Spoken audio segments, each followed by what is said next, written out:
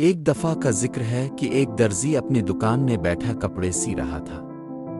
اچانک وہاں ایک ہاتھی کا بچہ آ گیا اور زور زور سے بولنے لگا۔